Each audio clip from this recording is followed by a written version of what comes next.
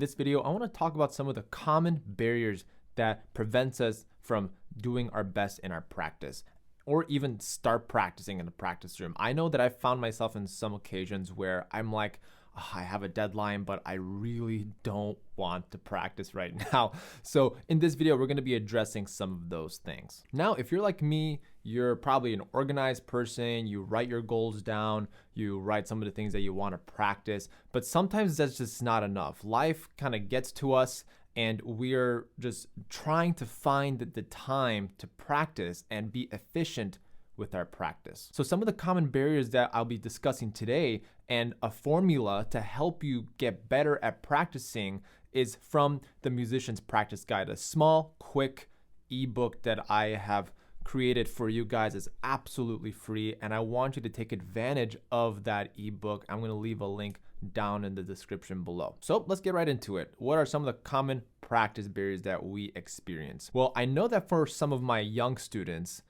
that it's intimidating for them. They're given this wooden box that they're supposed to make a sound with, and they're supposed to practice every day.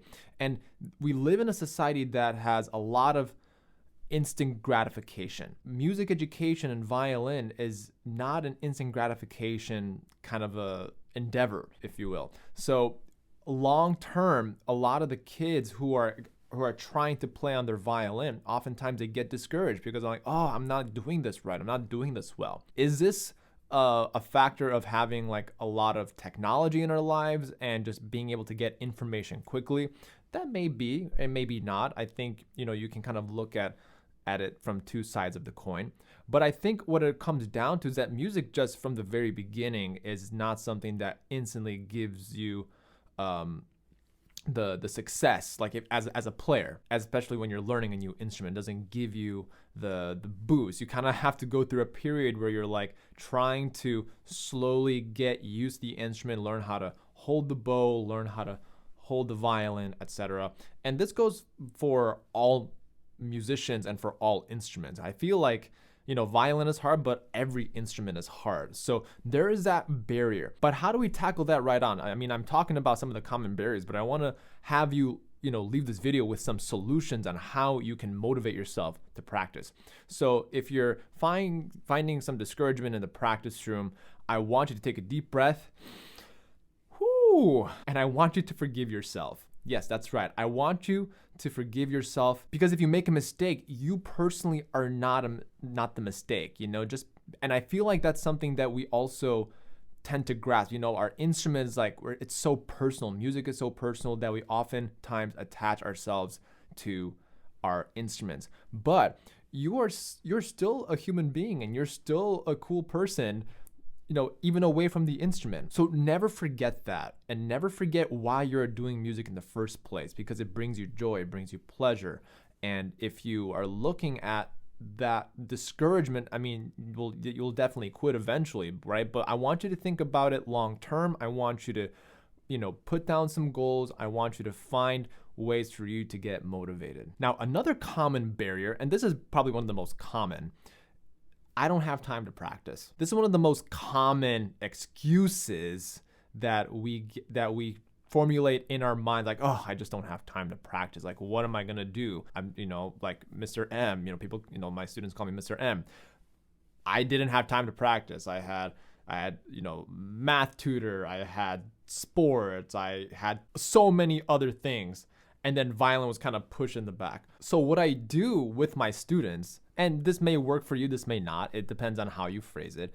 We all have 24 hours in a day. And typically a young student, either a beginner or intermediate who's like grade 1 and above, they all have to go to school for like 7 or 8 hours, and then they have the entire afternoon.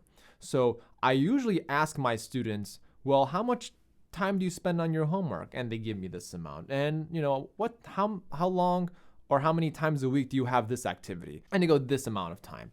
I go, "Okay, so it looks like you have a chunk in your schedule that you are able to dedicate to your practice." And the moment we lay that out in our private lesson, they're like, they take a look at this sheet of paper and they're like, oh my gosh, I actually do have a lot of time to practice. But what it comes down to is going back to the first barrier is like being discouraged. That is the first thing that you have to address. Why am I feeling this way? Why do I not want to pick up my instrument? You've addressed the behavior. Now you're listing out exactly by the minute, by the hour, what is in your schedule. And it really helps to get the parents involved with this, because without the parents' help, students, can easily decline in their violin playing. So yeah, number 2, make sure that you find time. I know you feel like you're busy, but believe it or not, you do have the time. Let's say your goal is to practice 1 hour a day. That does not mean that you are going to practice for 1 hour straight. And you'll quickly realize this when you read the musician's practice guide. It gives you a full schedule of the first hour, and if you're ambitious, the second hour, and if you're an advanced player who is really wanting to go above and beyond, then the third hour. You will see in that practice guide how I lay out the practice session based on the behavior towards practice. Now, this bonus tip is kind of a funny one, because this usually happens around like students who are 5 years old, 6 years old, and they're really relying on their parents to help them practice and keep themselves accountable. Now, this is my favorite one.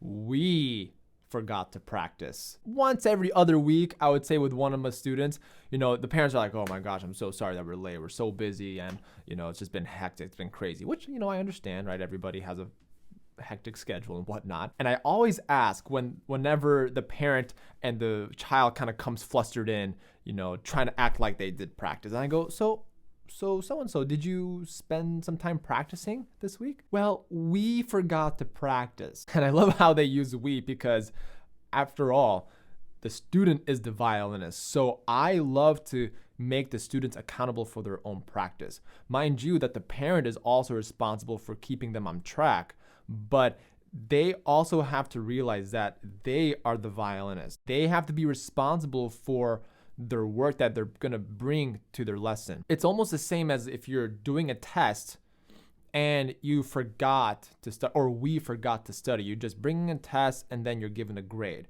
That's also another comparison that I make. Like, so if you were to do this in your school, would you get a good grade? A lot of the times they would say, no, I would not get a good grade. I know that music, it takes a long time. You have to practice, but I try to have them think of the bigger picture. And I think that is partially why I wanted to write this musician's practice guide for this ebook for you, the audience, so that way you don't feel nervous or discouraged or anxious about not finding the time to practice, because you made the decision, and I want to make sure that you and I keep each other accountable.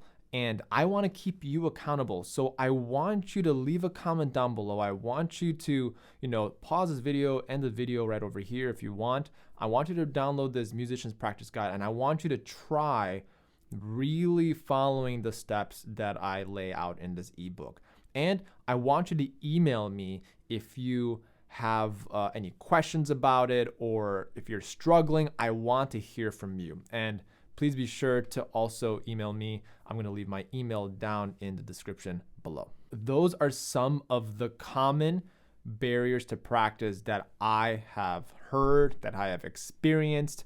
And believe me, I have experienced these as well. And you'll find other common barriers to practice for like the advanced students and for the intermediate students that I hope will kind of give you some clarity. And this is like less than a 10-minute read, so I really want you to take advantage of it. If you found this video helpful, it would mean the world to me if you subscribe to the channel. My name is Eric. I'm a violinist. I do a lot of violin videos and tutorials and product reviews. If you haven't done so already, please make sure to hit the subscribe button, hit the bell notification, so that way you get notified for when new videos come out. It helps me out a lot as a content creator to provide more videos for you. Now be sure to download the musician's practice guide. Again, I'll leave a link down below. And if you want to check out other videos on the channel, I'm going to leave them right over here for you to take a look. Thanks so much, and I'll see you in the next one.